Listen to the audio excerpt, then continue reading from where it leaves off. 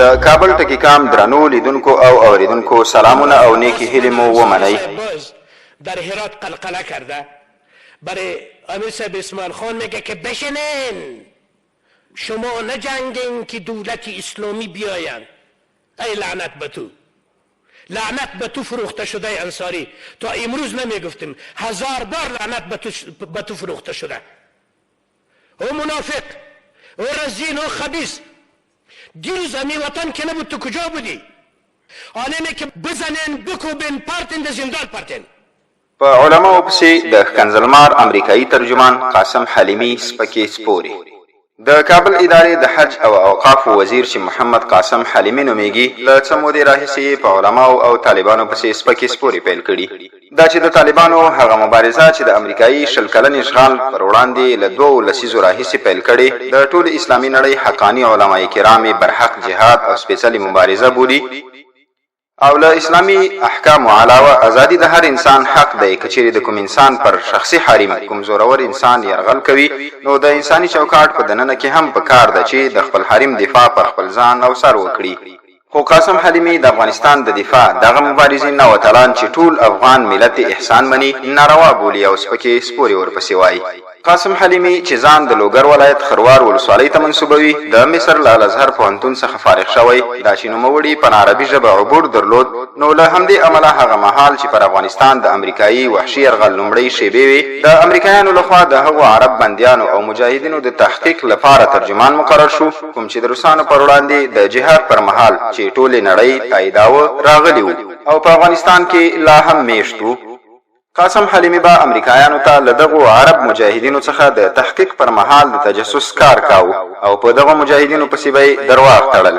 په دې توګه امریکایانو ته محبوب شو او د مختلفو پوسټونو تر مقررۍ وروسته یې د تش په نوم حج او اوقافو ریاست رئیس وټاکه.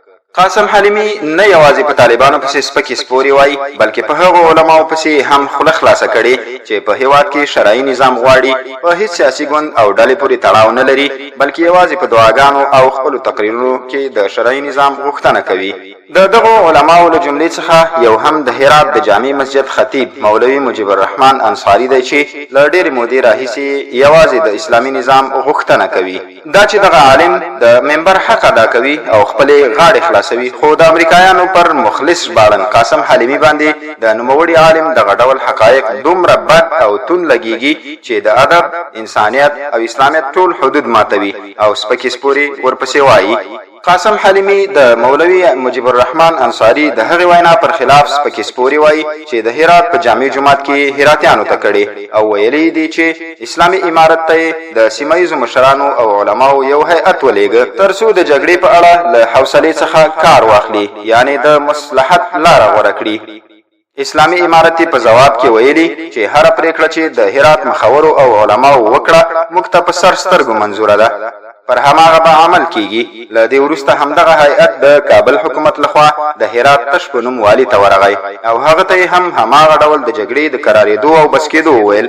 د هرات والي ورته وویل چې ماته 2 ورځې وخت راکړئ تر څو له مرکز سره مشوره وکړم، خو تر اوسه چې څو ورځې وځي هیڅ خبر یې نه دی راکړی. د مولوي مجيب الرحمن په پورتنیو خبرو قاسم حلیمي توند غبرګون ښودلی او سپک او سپور الفاظ یې ورته کاروي. دغه الفاظ که څه هم په هیڅ چوکاټ کې نشته او نه هم د حج او اوقافو د وزارت له سرپرست سره ښایي، خو د قاسم حلیمي تیر ژوند ته په کتو سره چې د امریکایانو مخلص ژباړن پکې پاتې شوی د خلکو له اذهانو څخه ګیله وځي او نوموړی د امریکایانو له لوري د دغه ډول الفاظو په کارولو مجبور او مامور بولي. خلک فکر کوي چې ښایي د قاسم حلیمي هغه پیسې او ډالر سترګو ته درېدلي وي کوم چې د امریکایانو د ژباړنتوب او جاسوسۍ په بدله کې نوموړي ته ورکول، نو ځکه به یې د مولوي مجيب الرحمن انصاری او طالبانو پر وړاندې چوپه خوله پاتې کېدل نمک حرامي بللی وي. قاسم حلیمي د دې پر ځای چې بل ته په حقو خبرو د انتقاد ګوته ونیسي لږ دې په خپل ګریوان کې ساه ښکته کړي او خپل تیر ژوند یې وریاد کړي او په دې د غور او فکر وکړي چې له ملت څخه څنګه معافي او بخښنه وغواړي، په څه ډول به یې ملت وبخي او تیر جنایات به په کومو ښو اعمالو جبران کړي. نوموړی د بخښنې پر ځای په علماو پسې سپکې سپوري وایي او همدا د جمهوریت دفاع بولي، خو په اصل کې د نوموړي سپکې سپوري د امریکایانو د هغو ډالرو د ورکړې پایله ده چې تیر 20 کلونه یې پرې شخوند وهلی او اوس چوپه خوله پاتې کېدل نمک حرامي بولي.